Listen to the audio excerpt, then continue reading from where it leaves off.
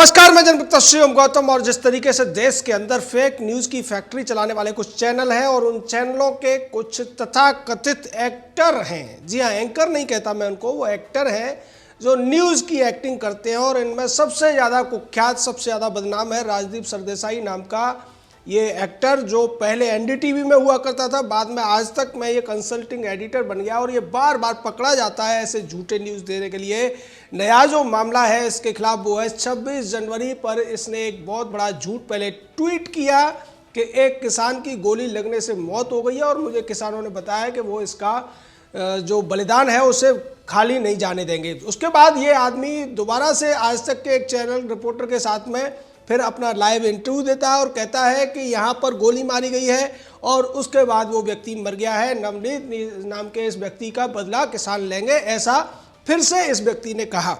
और उसके बाद देखते ही देखते दिल्ली में दंगे जैसी स्थिति पैदा हो गई। लाल किले पर जैसे ही लोगों को खबर लगी, क्योंकि ज़्यादातर जो कामपंथी वामपंथी लोग हैं या फिर कामी अमी गैंग के लोग हैं, वो राजदीप को एक सच्चा सोर्स समझते हैं। और उसकी झूठी खबर से लाल किले पर जो उपद्रव हुआ, पुलिस वालों पर लाठी डंडों तलवारों से हमला हुआ, उसके बाद दिल्ली पुलिस हरकत में आई। और पुलिस को पहले ही पता था कि ये जो व्यक्ति मरा है ट्रैक्टर पलटने से मरा है। और दिल्ली पुलिस ने उसका वीडियो फुटेज सीसीटीवी कैमरे से उठाया और उसको बाद में डाला और ये कहा कि झूठी खबरें फैलाना बंद करें। इसके बाद आज तक चैनल ने राजदीप को सामने किया। राजदीप ने अपना ट्वीट डिलीट किया और ये कहा कि पुलिस ने सही तरीके से देखते हुए बताया है कि इसमें उस व्यक्ति की जो मौत हुई है ट्रैक्टर पलटने से हुई है, लेकिन हम पोस्टमार्टम रिपोर्ट का इंतजार करेंगे। यानी कि राजदीप उस वीडियो को भी मानने को तैयार नहीं था। रात होते होते आज तक चैनल को भी मानना पड़ा, राजदीप को भी मानना पड़ा, लेकिन अपराध तो हो चुका था।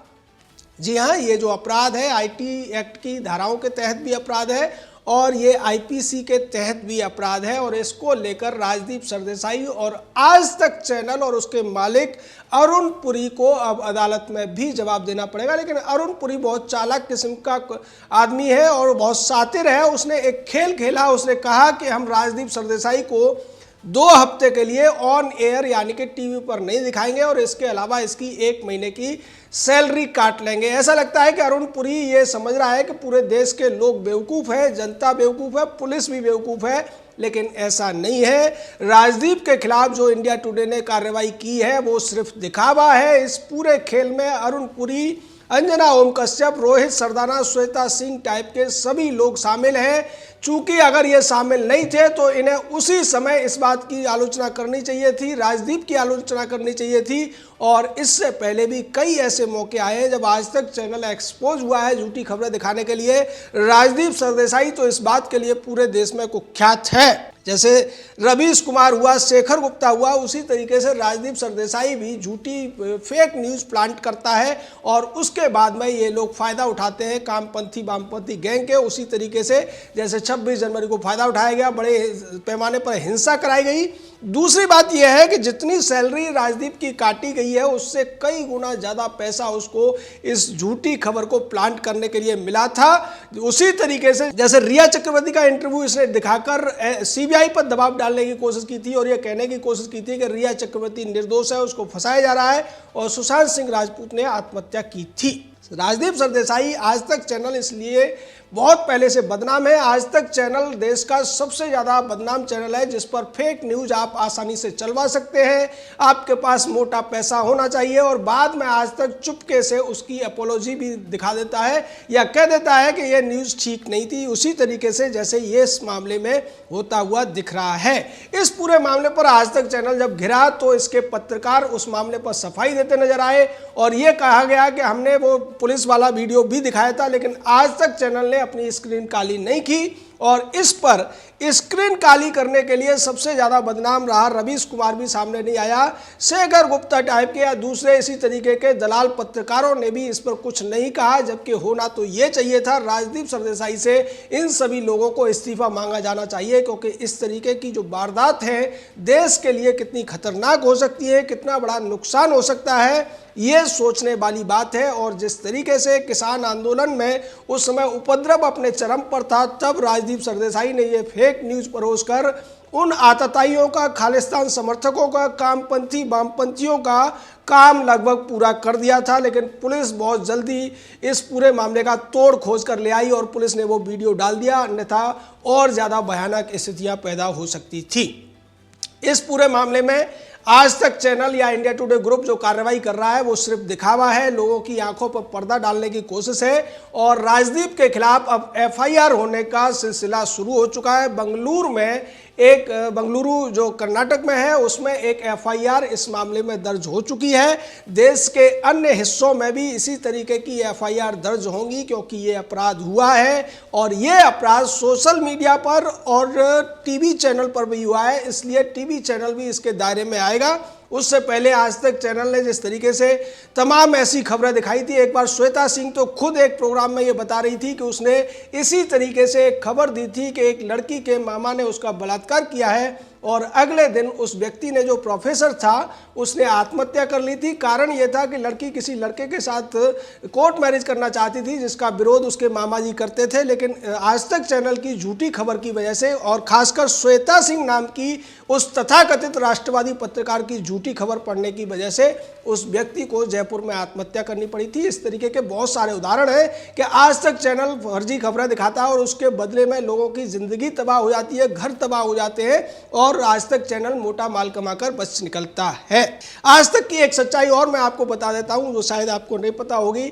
दिल्ली के जब 2013 के चुनाव थे तो अन्ना ने एक बयान दिया था कि केजरीवाल बेईमान है, केजरीवाल ने जो एसएमएस घोटाला का सारा पैसा हड़प लिया है। ये बाइट आज तक चैनल पर 7 बजे के बुलेटिन में चली थी, लेकिन उसके बाद केजरीवाल ने आज तक को बहुत मोटा पैसा दे दिया। उन्होंने इस बाइट को गायब कर दिया, क्योंकि वजह यह थी कि उसके 3 दिन बाद दिल्ली में चुनाव होने थे। अगर वो बाइट ज़्यादा चल गई होती तो शायद केजरीवाल पहली बार 49 दिन के लिए भी दिल्ली का मुख्यमंत्री नहीं बन पाता।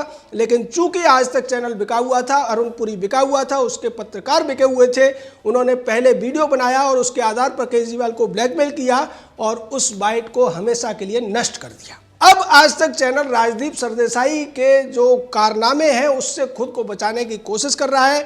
अंदर खाने अरुण पुरी, राजदीप सरदेसाई, रोहित सरदाना, अंजना ओम कश्यप, श्वेता सिंह, ये सब के सब मिले हुए हैं, एक दूसरे का बचाव करते हुए नजर आ रहे हैं। लेकिन निश्चित तौर पर यह बहुत बड़ा अपराध है।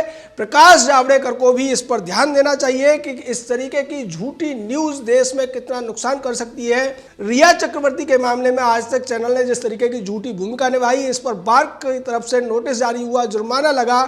टीआरपी घोटाले में आज तक चैनल पहले से ही नामित है, इसके खिलाफ तमाम सबूत है। उसके बावजूद मुंबई पुलिस के साथ मिलकर, महाराष्ट्र सरकार के साथ मिलकर और महाराष्ट्र सरकार की पीआर एजेंसी की तरह काम करते हुए आज तक चैनल अपने आप को टीआरपी घोटाले में अब तक बचाने में कामयाब रहा है। हालांकि ईडी की जांच में आज तक चैनल के खिलाफ तमाम सबूत सामने आ चुके हैं और इसको लेकर आज तक चैनल के कई वरिष्ठ जो अधिकारी हैं उनको ईडी जांच के लिए, पूछताछ के लिए बुला भी चुका है। सीधे तौर पर जो टीआरपी घोटाला है उसमें अरुण पुरी और कोयल पुरी जो उसकी बेटी है, इनका फंसना लगभग तय माना जा रहा है। और अब जो मामला नया सामने आया है उस मामले में भी सीधे तौर पर अरुण पुरी की भूमिका बनती है, आज तक चैनल की भूमिका बनती है, क्योंकि राजदीप तो एक एक्टर था, वो एक्टिंग कर रहा था न्यूज़ देने की, उसको प्लेटफॉर्म उपलब्ध कराने का जो काम था उसकी जिम्मेदारी चैनल की भी बनती है। अगर कोई फेक न्यूज़, अगर कुछ ऐसा गलत दिखाया जाता है, निश्चित तौर पर उस पूरे मामले में चैनल का मालिक, कार्यक्रम का प्रोड्यूसर और उस कार्यक्रम को एयर करने वाली पूरी की पूरी टीम इस मामले में कल्पेबल है। ये बात अरुण पुरी अच्छी तरीके से जानता है। यही वजह है कि अरुण पुरी ने इतनी जल्दी ये सब ड्रामा करने की कोशिश की। ये कह दिया कि राजदीप सरदेसाई की 1 महीने की हम सैलरी काट लेंगे, 2 हफ्ते तक चैनल पर दिखाएंगे नहीं। लेकिन यहाँ पर आज तक चैनल अगर वास्तव में इस पूरे मामले से अलग होना चाहता था तो उसे राजदीप सरदेसाई के खिलाफ एफआईआर दर्ज करानी चाहिए थी। और राजदीप के साथ में उस दिन लोगों ने भी काफ़ी ज़्यादा सही व्यवहार किया था। राजदीप वहाँ पर अपनी आईडी हटाकर गया था और लोगों ने कहा कि ये दलाल है, ये गद्दार है, और इस तरीके की बातें जब हुई तो राजदीप ने कहा कि मैं राजदीप सरदेसाई हूँ। इसको लेकर एक पत्रकार से भी वो भिड़ गया। पत्रकार ने उससे कहा कि जब आप राजदीप सरदेसाई हो तो आपको अपने चैनल की आईडी छुपाने की क्या जरूरत थी।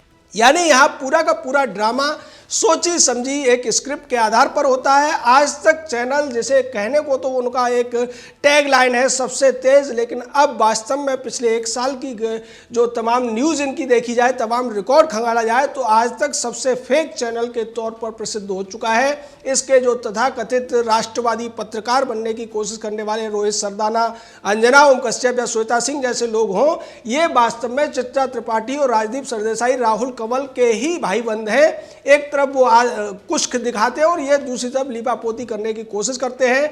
आज तक चैनल को इस मामले में अब तमाम जो एफआईआर होने वाली है उसमें निश्चित तौर पर नामित किया जाएगा, अरुण पुरी को नामित किया जाएगा और इसकी पूरी टीम को ये फेक न्यूज़ फैलाने के लिए, दिल्ली पुलिस को बदनाम करने के लिए और दिल्ली पुलिस के खिलाफ दंगाइयों को भड़काने के लिए, दिल्ली पुलिस के लोगों की जान खतरे में डालने के लिए, जैसा कि दिल्ली पुलिस का स्टेटमेंट है कि 300 से ज़्यादा पुलिस वाले घायल हो चुके हैं, उसके लिए अगर कोई जिम्मेदार है तो निश्चित तौर पर आज तक चैनल का झूठा पत्रकार और झूठा टीवी चैनल आज तक जिम्मेदार है, जिन्होंने अफवाहें फैलाई, जिन्होंने ये खबर प्रकाशित की, जिन्होंने ये खबर दिखाने की कोशिश की कि एक किसान की पुलिस की गोली लगने से मौत हो गई है, जबकि सबको पता था कि जिसकी मौत हुई थी वो ट्रैक्टर पलटने से हुई थी और उसके पास जो लोग बैठे थे उनके हाथों में खालिस्तान के कड़े थे।